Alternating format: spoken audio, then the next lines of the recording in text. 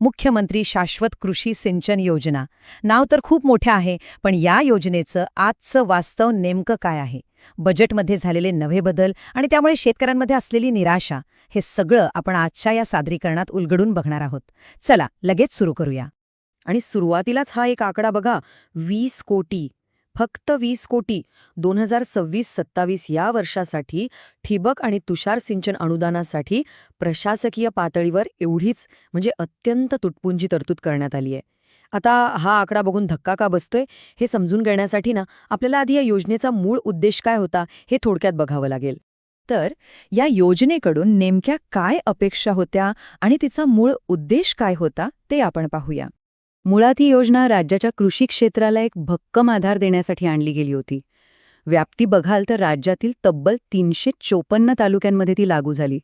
मुख्य उद्देश काय? तर शेतकऱ्यांना ठिबक आणि तुषार सिंचनासाठी भरघोस अनुदान देणं.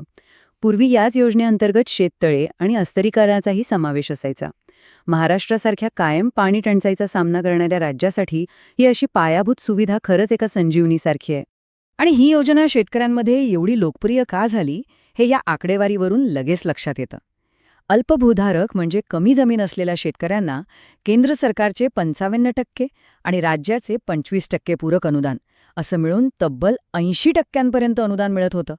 आणि बहुभूधारक शेतकऱ्यांसाठी हेच अनुदान 75% इतकं होतं. विचार करा, सूक्ष्म सिंचनाकडे वळण्यासाठी हे किती मोठं आर्थिक पाठबळ होतं.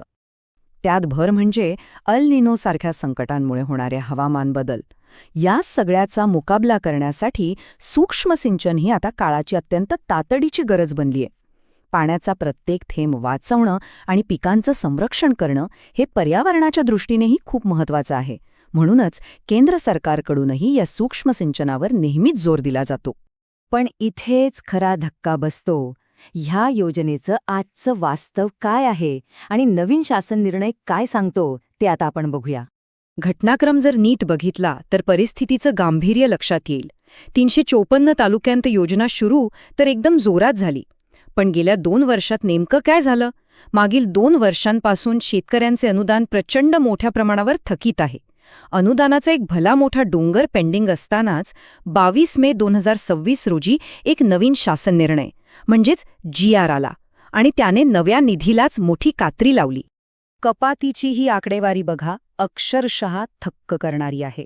एरवी दरवर्षी या योजनेसाठी साधारण 200 कोटी रुपयांच्या आसपास तरतूद केली जायची.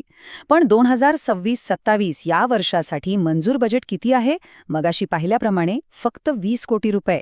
थेट 200 कोटींवरून 20 कोटींवर. ही एवढी मोठी कपात कृषी क्षेत्रासाठी नक्कीच धोक्याची घंटा आहे.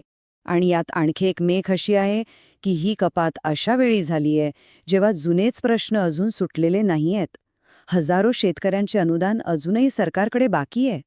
या प्रलंबित असलेल्या थकीत अनुदानासाठीच शेकडो कोटी रुपयांची गरज आहे. आणि असं असताना नव्या निधीत एवढी मोठी कपात केल्याने ही समस्या आता आणखीच गंभीर झालीय. आता या सगळ्याचा थेट शेतकऱ्यांवर काय परिणाम होतोय आणि या निधी कपातीचा फटका कसा बसतोय ते पाहूया. थकीत रक्कम जेव्हा शेकडो कोटींच्या घरात असते तेव्हा अवघ्या 20 कोटींची तरतूद करणं म्हणजे निव्वळ मदतीचा आव आणण्यासारखं आहे.